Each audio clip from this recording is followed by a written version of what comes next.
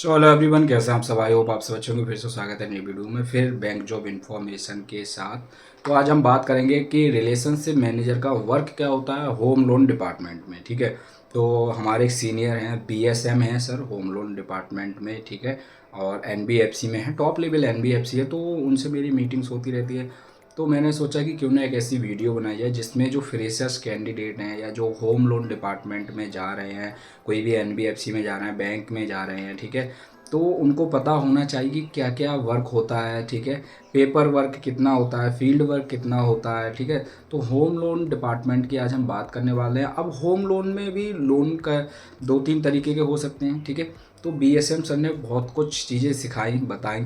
तो जितना मुझे बताया सर ने सिखाया, तो वो सारी चीज़ें हम वाइट बोर्ड पे समझने वाले हैं। फिर भी कुछ क्वेरीज रह जाती है तो आप मुझे नीचे कमेंट कर दीजिएगा, मैं सॉल्व कर दूंगा।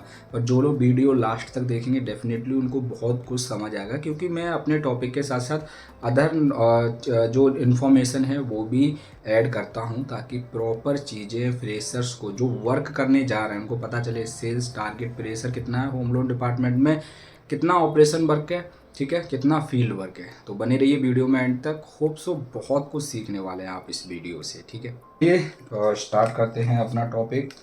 होम लोन डिपार्टमेंट पे है हमारा टॉपिक। ठीक है, relationship manager work, relationship manager work, ठीक है, इन होम लोन डिपार्टमेंट। ठीक है, होम लोन लिख देता हूँ। अब देखिए, आरएमडी रिलेशनशिप मैनेजर भी होम लोन डिपार्टमेंट में होते हैं, कहीं कहीं बिजनेस डेवलपमेंट एग्जीक्यूटिव भी होते हैं, कहीं पर रिलेशनशिप ऑफिसर होंगे। ठीक है, अब इनमें भी आपकी ग्रेड होती है, कोई असिस्टेंट मैनेजर ग्रेड पे होगा, कोई डिप्टी मैनेजर ग्रेड पे होगा, कोई DM2 ग्रेड पे होगा। ग्रेड कोई सी भी हो सकती है, कोई आपका M1 पे होगा, कोई M2 पे होगा। ठीक है, अब आपको जो होम लोन डिपार्टमेंट है आप बैंक में भी हो सकते हैं, ठीक है, एनबीएफसी में भी हो सकते हैं। ठीक है, तो अब हम बात करेंगे। देखिए, हम रिलेशनशिप मैनेजर मैं क्यों ले रहा हूँ टाइटल में, ठीक है, क्यों मैं बिजनेस डेवलपमेंट एग्जीक्यूटिव या बिजनेस डेवलपमेंट, ठीक है, बिजनेस डेवलपमेंट एसोसिएट, ठीक है, या फिर एसोसिएट मैनेजर, या फिर एक्वाजिशन मैनेजर, ठीक है, या फिर कोई अदर जो वर्क प्रोफाइल, ठीक है, ये सारी इंक्लूडेड कर लीजिए। आरएम की जगह आप कोई भी वर्क प्रोफाइल रख लीजिए, डिपार्टमेंट चेंज हो नहीं होगा, वो होम लोन डिपार्टमेंट ही रहेगा। अब होम लोन में हम लोग सीखने वाले हैं ये सब, हमने ये वर्क प्रोफाइल्स होती है, ठीक है, और ये जो आपकी ग्रेड होती हैं जो मैंने यहाँ पे आपको बताई थी। ठीक है, grade AM assistant manager, deputy manager, deputy manager 2, manager 1, manager 2, CM1, cluster manager 1, cluster manager 2। ठीक है, फिर आपका आगे ग्रुप आने लगता है। ठीक है, असिस्टेंट जनरल मैनेजर आने लगते हैं, जनरल मैनेजर आने लगते हैं। इस तरीके से काफ़ी ग्रेड चलती रहती है। ये लोअर ग्रेड होती है, फिर हाई, फिर हाई हाई हाई, फिर ये हाई ग्रेड पर होती जाती हैं। ठीक है, हम बात करेंगे होम लोन डिपार्टमेंट की। अब देखिए, HL डिपार्टमेंट की जब हम बात करते हैं तो HL में आपका देखिए एक तो आता है, ठीक है, लोन अगेंस्ट प्रॉपर्टी, एक आता है लैंड लोन, ठीक है, और एक आता है आपका HLBT। फिलहाल हम HLBT को नॉर्मल से समझ लेते हैं, होम लोन बैलेंस ट्रांसफ़र। आपको किसी A बैंक से B बैंक में ट्रांसफ़र कराना है तो वो आपका HLBT कहलाता है। इसमें भी डॉक्यूमेंट प्रोसेस होता है।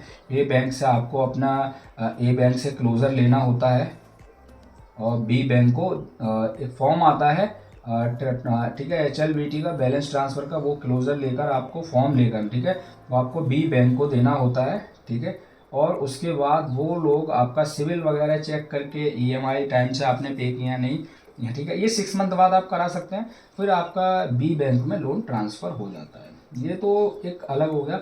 मेन हम फ्रेश होम लोन से स्टार्ट करेंगे। जैसे होम लोन फ्रेश होता है, फिर लोन अगेंस्ट प्रॉपर्टी, आपको अपना घर गिरवी रखना है, फ्लैट वगैरह। लैंड लोन मतलब आपने एक नया प्लॉट खरीदा, उसको आप बनाना चाह रहे हैं, तो आप या फिर उसको उस लैंड पर लोन लेना चाह रहे हैं। वर्किंग आप या तो जॉब कर रहे हैं या बिजनेस कर रहे हैं, वो मैं बताऊंगा अभी क्या क्या चीज़ रिक्वायरमेंट रहती हैं। तो लैंड पे भी आप लोन ले सकते हो, वो एक वैल्यू काउंट हो जाती है कि हाँ भाई 10 लाख का है प्लॉट तो 5 लाख हम आपको यूज़ के लिए दे देंगे। अब इसी में HLBT एक आता है कंस्ट्रक्शन लोन, कि आप घर बनाना चाह रहे हैं तो उसके लिए भी आप लोन ले सकते हैं। ठीक है, तो चलिए अब स्टार्ट करते हैं अपना टॉपिक। थोड़ा सा ये चीज़ें समझ आई आपको, ठीक है। 3-4 तरीके से, वैसे इसको मॉर्गेज लोन बोलते हैं, ठीक है, मॉर्गेज लोन बोलते हैं। और मॉर्गेज में ही होम लोन आ जाता है पूरा, loan against property, construction loan, land loan, HLBT, ये सारी चीज़ें आ जाती हैं। अब थोड़ा सा चीज़ को हम समझते हैं और अच्छी से, ठीक है। RM था ना, ये RM वर्क, ठीक है, RM वर्क होम लोन में, होम लोन डिपार्टमेंट, ठीक है, डिपार्टमेंट। देखिए मैं इसलिए वाइड वीडियो पे समझाता हूँ कि आपको थोड़ी सी चीज़ें ना शुरुआत से समझ आएंगी। सबसे पहले क्या होता है, देखिए जब आप RM बन के जाते हैं NBFC या किसी में भी, तो आपको कस्टमर विजिट करने होते, कस्टमर को फाइंड करना होता है, ठीक है, फाइंड करना होता है किसको, कस्टमर्स को। अब को कभी कभी आपको डाटा भी दे दिया जाता है, लाइक बैंक में तो देखिए मैं ERM डिपार्टमेंट है, जब ICICI बैंक में था मुझे डाटा मिल गया था, मतलब डाटा कहने के इन द सेंस की लीड्स मिल गई थी मुझे कॉल करना था और उस पर मुझे HL कराना था, मुझे अदर प्रोडक्ट्स कराने थे। कभी कभी आप खुद फाइंड कस्टमर करते हैं, ठीक है, या फिर कोई कस्टमर होम लोन कराने ब्रांच में आया है, ठीक है, कुछ कस्टमर क्या करते हैं, ब्रांच विजिट करते हैं, तो आप, ठीक है, ब्रांच विजिट करते हैं तो आप उनसे रेफरेंस भी ले सकते हैं किसी और कस्टमर का, ठीक है, किसी और को लोन चाहिए तो रेफरेंस से भी आपको लीड्स मिलती रहती हैं।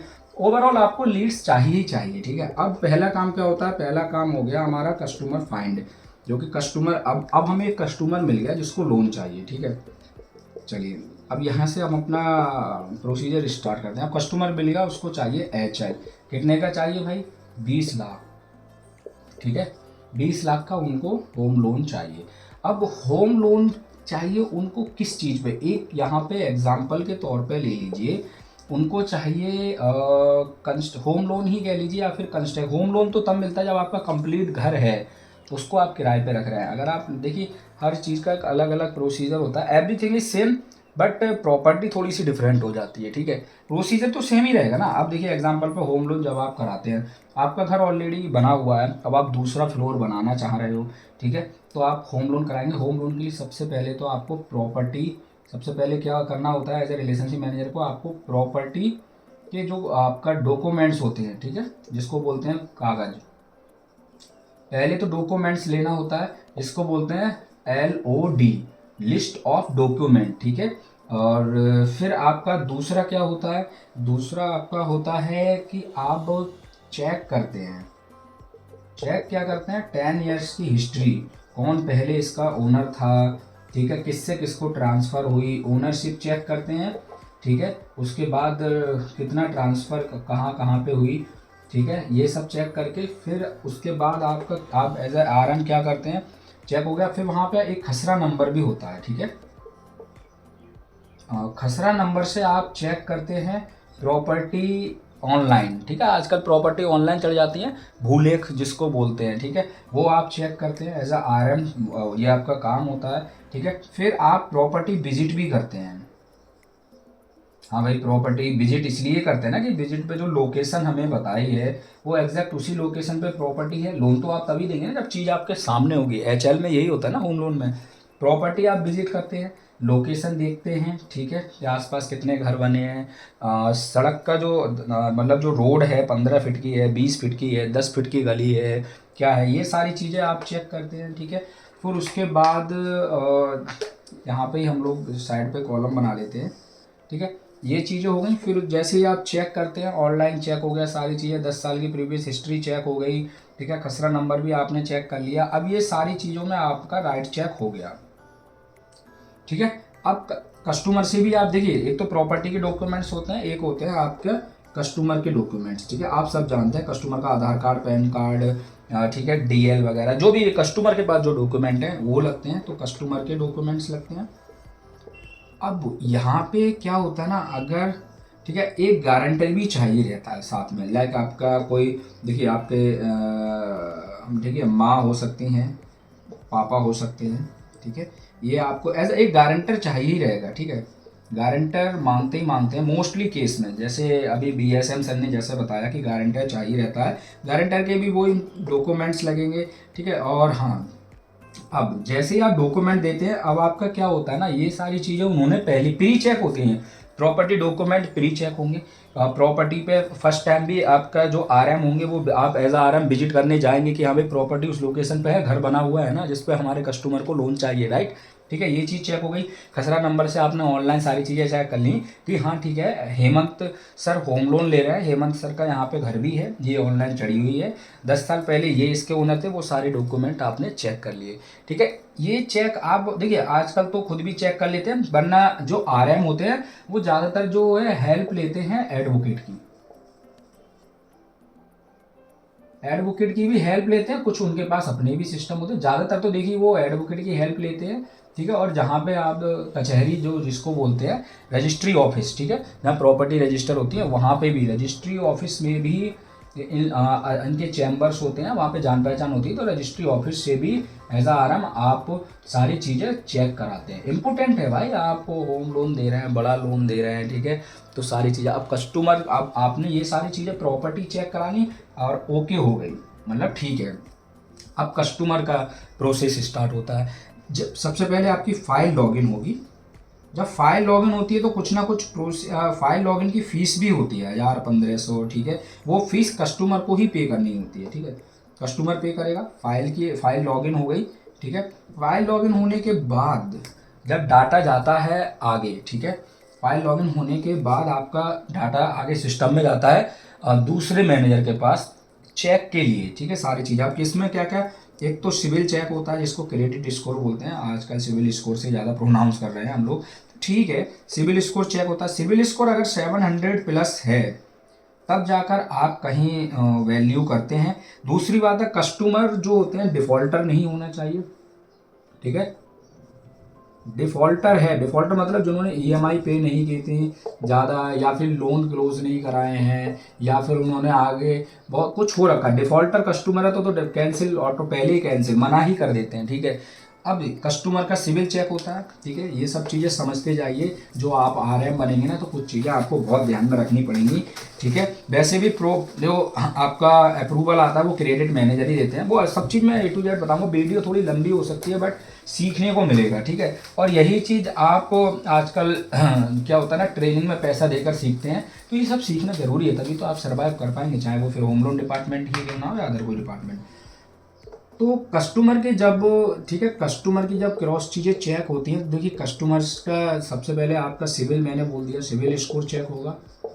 अब कस्टमर के हाँ ये भी चेक होगा कि कस्टमर क्या है, वर्किंग पर्सन है तो कहाँ है, सेल्फ एम्प्लॉयड है, सेल्फ एम्प्लॉयड हैं, ठीक है, या फिर कहीं पे वर्किंग पर्सन है यानी जॉब करते हैं। अगर कोई सेल्फ एम्प्लॉयड है या फिर बिजनेस पर्सन है, ठीक है, तो बिजनेस पर्सन कस्टमर्स का आपको ITR चाहिए रहेगा, ठीक है, income tax return previous 3 years का, मोस्टली 3 ईयर्स मांगते हैं, ठीक है। या फिर आपको GST नंबर चाहिए होगा, अगर कोई फर्म है उनकी कुछ भी कंपनी है छोटी मोटी तो आपको GST नंबर चाहिए रहता है, ठीक है। अगर कोई जॉब वाले पर्सन है तो एक तो उनका प्रीवियस 1 ईयर का बैंकिंग स्टेटमेंट, जैसे 1 ईयर का बैंकिंग स्टेटमेंट, ठीक है, 1 ईयर का बैंकिंग स्टेटमेंट बिजनेस पर्सन का भी चाहिए रहता है, तो बैंकिंग स्टेटमेंट दोनों में चाहिए रहेगा, जॉब वाले का भी बिजनेस वाले का भी, ठीक है डियर। मेरे ख्याल से मार्कर ठीक से काम नहीं कर पा रहा है, आपको विजुअलिटी ठीक नहीं आ रही हो, बट आप जो मैं बोल रहा हूँ वो सुनेंगे तब भी समझ आ जाएगा। जॉब में देखिए 1 ईयर का एक तो बैंकिंग स्टेटमेंट क्लियर, दूसरा इनका लास्ट 3 मंथ की सैलरी स्लिप, पता कैसे करें कितनी नेट सैलरी आ रही है, ठीक है, सैलरी, ठीक है, 3 month salary slip, salary slips, ठीक है। अब सैलरी स्लिप, अब कितनी सैलरी मिनिमम होनी चाहिए, देखिए लाइबिलिटीज भी चेक होती है कस्टमर की, कस्टमर का खर्चा क्या है, एक्सपेंस क्या है कस्टमर, कोई और तो EMI नहीं चल रही है। अगर पहली बार कस्टमर होम लोन ले रहा है, ठीक है, तब भी उसके एक्सपेंस चेक, अगर किसी की 50,000 सैलरी है, 40,000 है, तो उनको ज़्यादातर एलिजिबिलिटी निकलती है उनकी, ठीक है, और लोन के लिए, क्योंकि इतने में क्या होता है ना, उनको पता रहता है कि कस्टमर कैपेबल है आगे EMI देने के लिए 10-15 हज़ार की जो भी EMI होगी, ठीक है। खास करके होम लोन आप देखते हैं कभी भी, ठीक है, 8 ईयर्स से लेकर 15-20 ईयर्स तक होता है, मिनिमम 8 से 10 साल रहता है, 8 to 10 ईयर, मैक्सिमम आप 15 ले लो, 20 ले लो, इतना तो रहता ही रहता है, ठीक है, क्योंकि ये ना होम लोन ना लंबा टेन्योर चलता है। अब इंटरेस्ट रेट भी मैं बता दूंगा, 40 से 50 हज़ार अगर सैलरी है तब कस्टमर की ठीक से एलिजिबिलिटी बन पाती है, क्योंकि इसमें से 10-20 हज़ार तो वैसे ही खर्चा मान लो, 10-15 हज़ार तो होगा ही होगा ना किसी भी कस्टमर का, ठीक है। उसके बाद फिर घर के थोड़े बहुत एक्सपेंस है, तो ये सारी चीज़ें कैलकुलेट करता है।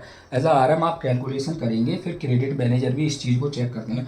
आपने फाइल लॉगिन की, फाइल जाती है आगे क्रेडिट डिपार्टमेंट में।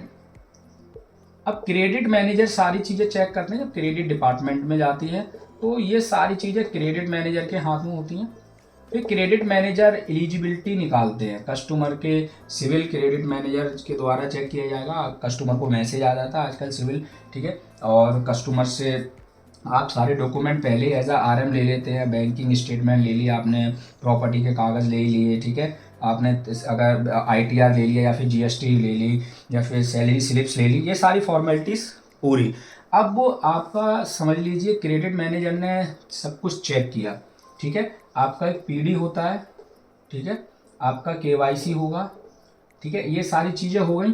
मैनेजर ने अब आपके दे दिया 20 लाख का अप्रूवल की, ठीक है, आप 20 लाख हम दे सकते हैं, इतना डिसबर्स कर सकते हैं। उसके आगे की फॉर्मेलिटीज़ एज आ आरएम आप देखिए, एक तो पीडी, केवाईसी, टेक्निकल वेरिफिकेशन, ठीक है, और उसके बाद आपका जैसे टेक्निकल वेरिफिकेशन होता है, फिर आपका क्या बोलते हैं, एडवोकेट के थ्रू, मतलब जो अपनी कचहरी के थ्रू ना आपका एक स्टैम्प पेपर बनता है, स्टैम्प लगता है, ठीक है, और वो एक एग्रीमेंट टाइप का मान लीजिए आपके और एनबीएफसी के बीच में होता है, जिसमें बहुत सारे टर्म्स एंड कंडीशंस होते हैं, ठीक है। अगर आप टाइम से, अगर आप लोन पे नहीं कर पाए और डिफ़ॉल्टर हो गए कुछ भी, तो हम आपकी प्रॉपर्टी को आगे सेल कर सकते हैं, हम अपना रिकवर कर सकते हैं, बहुत सारी चीज़ें होती है। वो टर्म्स एंड कंडीशन है, वो कस्टमर भी पढ़ता है, और एज आ आरएम आप भी कस्टमर को बताइए। बहुत सारी चीज़ें छुपाकर अगर रखते हैं तो आगे कस्टमर भाई कंज्यूमर कोर्ट में जाकर भी आगे प्रोसेस कर सकता है ना। तो समझिए, पीडी टेक्निकल वेरिफिकेशन, केवाईसी होता है, उसके बाद सारी चीज़ें अब यहाँ पे सही हो गई, ठीक है, 100% सारी चीज़ें ठीक हो गई। ये सारी चीज़ें एज आ आरएम आपने सब कुछ सही करके दे दी। अब वो फाइल जो है 20 लाख की जो फाइल है, अब वो चली जाती है डिसबर्समेंट टीम पे, ठीक है। अब ये डिसबर्समेंट टीम का काम होता है लोन को डिसबर्स करना, ठीक है, लोन को अकाउंट, या तो आपके बैंक अकाउंट में आएगा, अगर बैंक अकाउंट में नहीं आता है तो आपको चेक के थ्रू पे किया जाएगा। जैसा बीएसएल सर ने मुझे बताया कि ज़्यादातर तो या तो डीडी बन जाता है, डीडी नहीं कर रहे हैं कोई बात नहीं, ज़्यादातर चेक के थ्रू अमाउंट दिया जाता है, ठीक है, चेक के थ्रू आपका लोन हो जाएगा।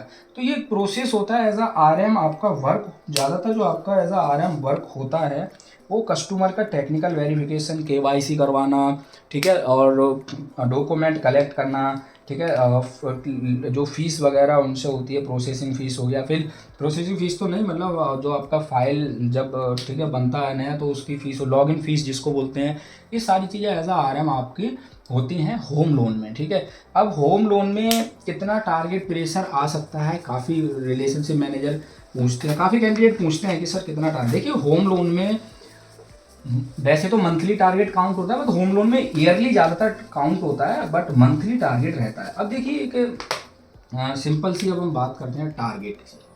ये तो आपने वर्क समझा कि कैसे होम लोन होता है, होम लोन कैसे होता है या ले सकते हैं, ये कस्टमर के लिए भी वीडियो हो गई और आरएम के लिए भी। अब देखिए टारगेट आपका 10 लाख से लेकर मंथली मिनिमम बता रहा हूँ मैं, ठीक है, आपका 1 CR तक हो सकता है, 2 CR भी हो सकता है, it will be depend on location, ठीक है। टारगेट इतना हो गया, एज आ आरएम बता रहा हूँ मैं आपको, ये बैंक में भी इतना ही रहता है और एनबीएफसी में बढ़ेगा ही, कम नहीं होगा, ठीक है। अब दूसरा आपका फील्ड वर्क होता है। सर फील्ड पे क्या वर्क होता है? फील्ड पे तो देखिए, फील्ड पे आपका जो वर्क होता है, एक तो होता है लीड्स बनाना, लीड्स फाइंड करना, ठीक है। दूसरा आपका फील्ड में वर्क होता है कस्टमर विजिट पे।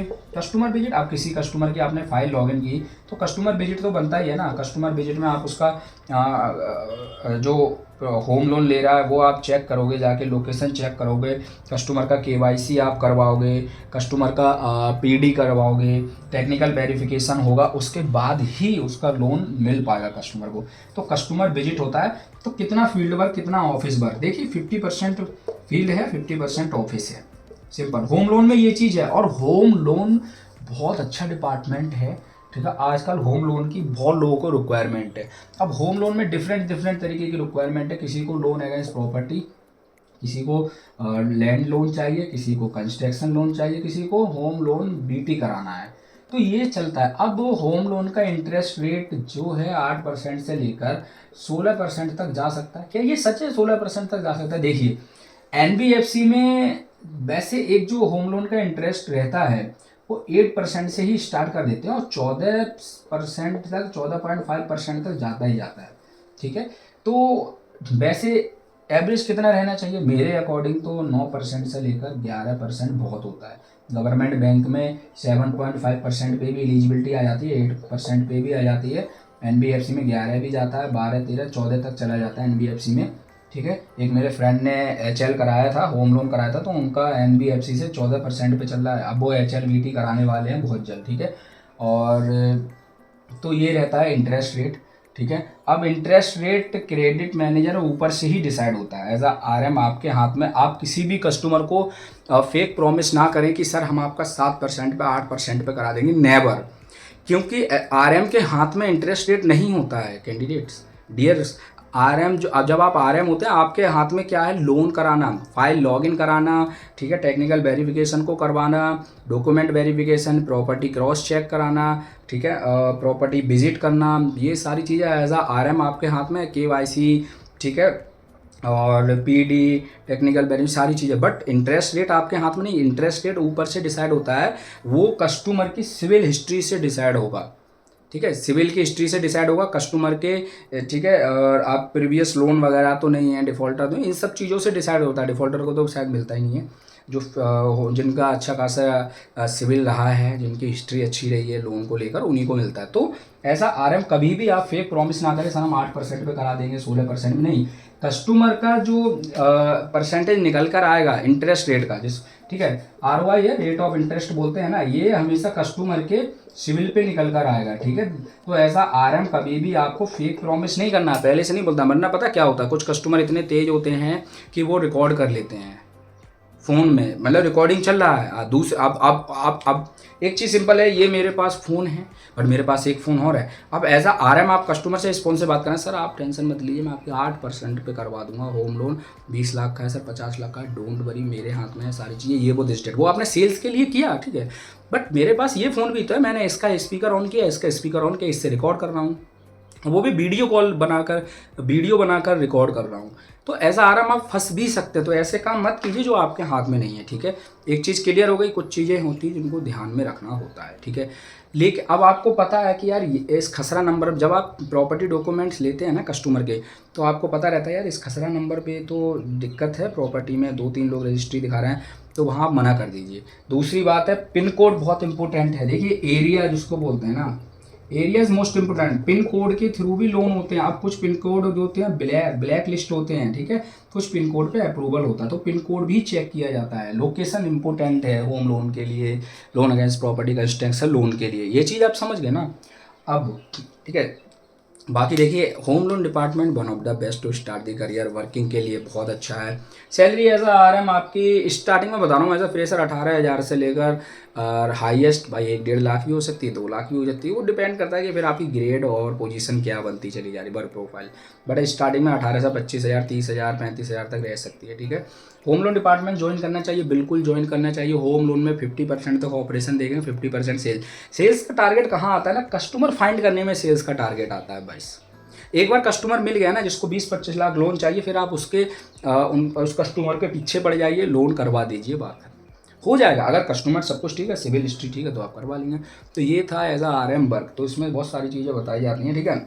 और देखिए जैसे मैं जो बीएसएम सर ने बताया, इसमें जब कस्टमर का सब कुछ लास्ट में जब होता है तो ईएमआई, ठीक है, ऑटोमेटिक डिडक्ट होती है। तो इसमें नेक मैंडेट भी होता है, ठीक है, नेक मैंडेट होता है, जिसमें कस्टमर का कम से कम कुछ जगह पे 5 चेक लिए जाते हैं, कस्टमर का चेक, या फिर 10 चेक लिए जाते हैं, तो उससे नेक मैंडेट होता है। और एक चीज़ कस्टमर बता दीजिए, नेक मैंडेट में ओटीपी भी जाता है, ठीक है डियर, जो कस्टमर को ये ना लगे कि फ्रॉड तो नहीं है, ओटीपी क्यों भेज रहे हैं एट ऑल। तो एज आरएम आप सारी चीज़ें क्लियर करते हैं। तो एक तो आपका काम क्या हो गया, सेल्स, ऑपरेशन ऑप्स जिसको बोलते हैं, आपको कस्टमर सर्विस का काम हो गया। सर्विस भी तो आप उसमें मतलब कुछ ना कुछ बता रहे हैं ना उनको, कस्टमर सर्विस का काम हो गया, ठीक है। और दूसरा काम हो गया इन्फॉर्मेशन का भी, क्यों, कस्टमर को सब कुछ बताना है, इन्फॉर्मेशन तो देना ही है ना। तो ये सारे काम एज अ RM आपको देखने होते हैं। तो टारगेट रहेगा, पर ग्रोथ, अब ग्रोथ कैसी है होम लोन डिपार्टमेंट में? देखिए, होम लोन डिपार्टमेंट एक ऐसा डिपार्टमेंट है जो कभी भी बंद नहीं होगा। लोग आजकल या तो गोल्ड लोन ज़्यादा ले रहे हैं या फिर होम लोन ले रहे हैं। दो चीज़ों की वैल्यू सबसे ज़्यादा होती है, होम लोन की, गोल्ड लोन की। एक तो घर प्रॉपर्टी के दाम हमेशा बढ़ते हैं, गोल्ड के दाम हमेशा बढ़ ही रहे हैं, ठीक है। उसके बाद BL at all vehicle loans हो रहा है। तो अब ठीक है, आजकल एक चीज़ और ऐड कर दी है एज अ RM। आप तो सब जानते हैं, कोई भी अगर कस्टमर को बता दीजिए, कोई भी कस्टमर अगर 20 लाख का लोन ले रहा है तो इस पर इंश्योरेंस भी होता है, ठीक है। इंश्योरेंस का भी पैसा इनके लोन से ही डिडक्ट होता है, ठीक है। डिडक्ट होगा मनी, तो इंश्योरेंस होता है। इंश्योरेंस में आपका पूरा लोन कवर रहता है, सिक्योर्ड रहता है। इन केस कस्टमर को भगवान ना करे कुछ भी अनसर्टेनिटी हो जाए, तो इंश्योरेंस जिस कंपनी से होगा वो आपका पूरा पैसा पे करेगी। तो आपका जो घर है, जो होम लोन था, ठीक है, उससे आप बिल्कुल फ्री हो जाओगे। कंपनी अपना जो भी XYZ कंपनी है वो इंश्योरेंस कंपनी से अपना पैसा वसूल लेगी। अगर कोई भी आप डिसेबिलिटीज़ हो गई, उसमें भी आपको क्लेम मिल जाएगा। अनसर्टेनिटी, डेथ हो गई कुछ वगैरह, ठीक है, इस टाइप का, तो आपका पूरा इंश्योरेंस कंपनी। तो होम लोन पे एज अ कस्टमर उनको बताइए सर इंश्योरेंस भी इंपॉर्टेंट हो गया, करवा लेना चाहिए, बहुत सही चीज़ है। सिक्योर्ड रहता है कस्टमर का, आगे इन केस कुछ हो जाए तो उनकी फैमिली को दिक्कत लेने की ज़रूरत नहीं, उनको बस इंश्योरेंस नंबर चाहिए, वो जाएंगे या तो इस कंपनी को देंगे, इंश्योरेंस कंपनी को देंगे, और ये सेटलमेंट कर लेगी कंपनी खुद, ठीक है। तो ये चीज़ भी है। अब ये सारी चीज़ें मैंने आपको बता दी एज अ रिलेशनशिप मैनेजर जो वर्क है, विद डॉक्यूमेंट्स वगैरह सब कुछ बताया है, ठीक है। सारी चीज़ें हो गई। अब कुछ बचा है तो आप भी ऐड कर दीजिएगा। और जैसा BSM सर ने बताया, तो BSM सर को मैं बहुत बहुत दिल से धन्यवाद बोलना चाहूँगा। उन्होंने बहुत कुछ नई चीज़ें बताई, सिखाई, ठीक है। और मैं आप सबको भी कहना चाहूँगा, dear candidates, work hard, work smart, ठीक है, तब आप सक्सेसफुल बनते चले जाते हैं। सीखने में स्टार्टिंग में टाइम लग जाता है। जो हमारे BSM सर हैं, ठीक है, 80,000 उनकी सैलरी है और बहुत अच्छी सैलरी है, नो डाउट। और बहुत हार्ड वर्किंग पर्सन भी है। फील्ड पे जब भी फ़ोन करें, अरे हेमंत मैं कस्टमर के पास आया हूँ, बताओ क्या हेल्प चाहिए, कोई लीड है तो बताओ। तो मतलब हमारा एक ऐसा फ्रेंड सर्कल जैसा भी हो गया है। तो डियर कैंडिडेट, मैं यही कहना चाहूँगा कि आप लगे रहिए ना। अगर होम लोन डिपार्टमेंट में भी जा रहे हैं, ठीक है, होम बैंक में जा रहे हैं, NBFC में जा रहे हैं, 1 से 2 साल अपने आप को दीजिए सीखने के लिए। कस्टमर विजिट पे जाइए, कस्टमर से मीटिंग करिए, मिलिए, आपको रिक्वायरमेंट पता चलती रहती है कस्टमर को इन फ्यूचर क्या क्या रिक्वायरमेंट है। तो उससे आपको एक हेल्प और होती है, बताइए क्या, स्विच करने में। अब स्विच करने में कैसी हेल्प होती है सर? देखिए, स्विच करने में एक हेल्प जो होती है वो इस तरीके से हो जाती है कि अब किसी, आपको पता है कि मैं होम लोन में वर्किंग हूँ, पर कस्टमर विजिट पे जा रहा हूँ, ठीक है। अब कस्टमर को हमने होम लोन के लिए पिच किया, पर कस्टमर को चाहिए BL, किसी को PL चाहिए, किसी को व्हीकल लोन चाहिए, किसी को कमर्शियल व्हीकल लोन चाहिए, एट ऑल। तो आपको नीड पता चलती रहती है कि कस्टमर क्या क्या चाहते हैं, ठीक है, इन फ्यूचर। तो आप उस डिपार्टमेंट में आगे स्विच भी कर लेंगे, तो आपको पता चलता रहेगा कि हाँ, यहाँ से बिजनेस अच्छा निकलेगा, मैं सर्वाइव कर लूँगा। क्या होम लोन डिपार्टमेंट वाले ऑपरेशन में जा सकते हैं, ठीक है, HL to operation, ops, RM की जर्नी है ना ये।